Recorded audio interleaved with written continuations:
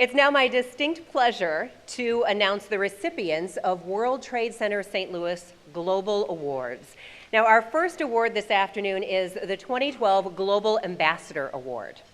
As with last year, the World Trade Center has dedicated a tree in the name of the award winner on Government Hill near the World's Fair Pavilion in Forest Park. The trees represent the efforts made by each recipient to grow St. Louis's image as a global center.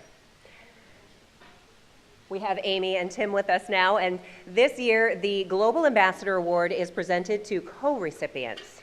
Ms. Anna Crosslin, President and CEO of the International Institute of St. Louis, and Mr. Bob Fox, Chairman of Casa de Salud.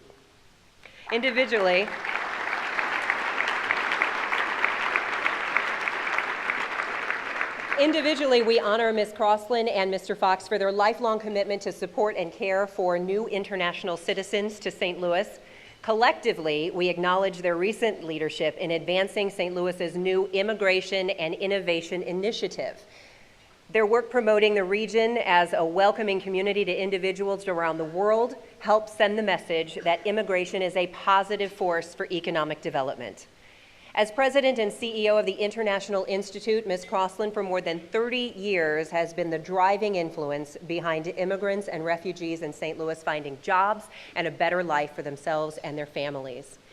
The Institute's 3 pillars of service, immersion, investment, and inclusion, provide a comprehensive approach of educational, business, and social programs to alleviate poverty among some of the region's newest residents and generate a positive economic impact to strengthen St. Louis. Today, the Institute reaches more than 7,000 new Americans from 75 countries with a broad array of integrative services. After the closing of 2 regional clinics dedicated to public health services for Hispanic residents, Bob Fox stepped in to find a solution.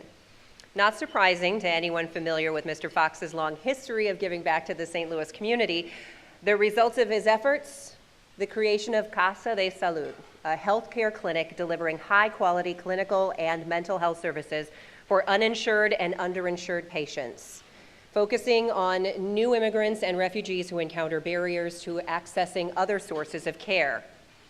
Today, the clinic serves more than 700 patients a month, with a staff of 30 volunteer doctors.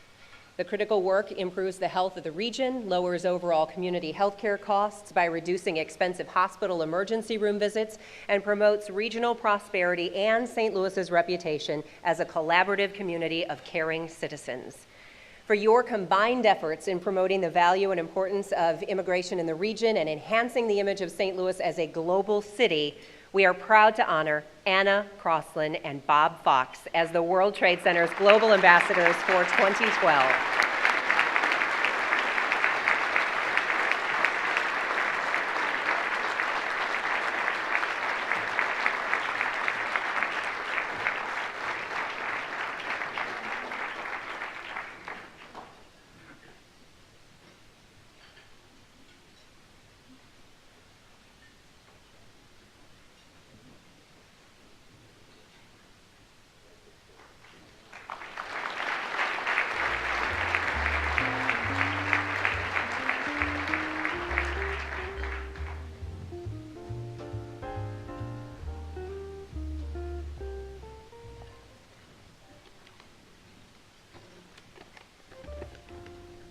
I've written down a few remarks, and Tim stole most of my thunder, so bear with me. Thank you, Debbie. And I'm proud to know that you're a first-generation immigrant. Thanks for sharing that with us. I'm proud to receive this award as a co-recipient with Anna Crosslin and former recipients Mark Wrighton and Senator Kit Bond. It takes all of us working together with a common purpose to move our community forward in a positive direction. The future of the St. Louis region, to a large extent, depends on our willingness to grow and support our foreign-born population. This reality, as Tim pointed out, is clearly documented by a study by Jack Strauss, the Simon Chair of Economics and Director of the Simon Center of Regional Forecasting at St. Louis University. To ensure that this happens, Mayor Slay and County Executive Charlie Dooley, under the umbrella of the World Trade Center, have wisely formed the Regional Task Force on Immigration and Innovation with Joe Reagan, Rodney Krim, and Denny Coleman as co-chairs. Now we, all of us, our business, university, civic, political, and community leaders need to come together with common purpose around this effort for it to be successful. In 1904, St. Louis region was 4th in the nation in population and 1st in foreign-born. Today, we are 19th in population, and as Tim pointed out, 43rd in foreign-born. How did we get here? Have we become complacent, provincial, and satisfied with ourselves? Have we forgotten the critical role the foreign-born played in the founding and early success of our region? I don't have the answers to these questions, but I am sure it has not been because we don't care about St. Louis. We've accomplished much and have a lot to be proud of. We have worked hard and been extremely successful at building great businesses and world-class universities and cultural institutions. Now we need to pay attention to the key infrastructure issues like immigration and innovation if we want to move forward.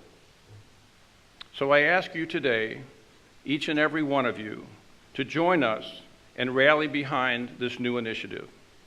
You can contact Tim Nowak at the World Trade Center to join the Immigration Innovation Task Force, or you can contact me personally to find out more.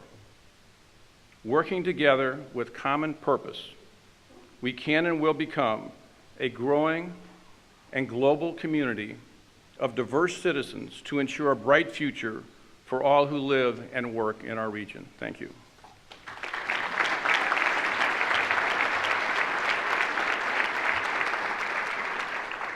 I'm not going to force you to have to listen to the same speech twice, but please understand that I am humbled by this award and flattered and want to thank the World Trade Center and everybody who was involved in bestowing this as a recognition not so much of just me, but of the International Institute and the increasing importance of the role that it plays in helping to build a stronger, more diverse community here in St. Louis. Instead, I just want to take a moment and try to put a face on the immigrants that we're talking about and really reflect really quickly on how over a period of years they can make remarkable progress and really help St. Louis to grow. So I'm going to mention two people today, one of whom is in the audience with us, and that is William K.Y. Tao, Bill Tao, who's over at the International Institute table. For those of you who may not know of Bill, Bill arrived over here in about 1949, I think it was, to be a graduate student, an engineering student at Washington University. There were probably about 50 Chinese in St. Louis at the time. But he dug in. He built a thriving business, William K.Y. Tao and Associates. They, along with Gio Bada, in fact, built some of the skyline of St. Louis as we know it today. He's 95 years old. Still plays tennis sometimes, I understand. Is a retired member of the Board of Trustees of Washington University, his beloved alma mater, and has given so much to the community, not just in terms of the business that he created, the jobs then that he provided, the real wealth of beauty that his buildings have brought to this area and elsewhere around the world, but as a fine human being who has been a truly wonderful representative of what diversity in St. Louis is all about and how we should have more. The second person, Bill.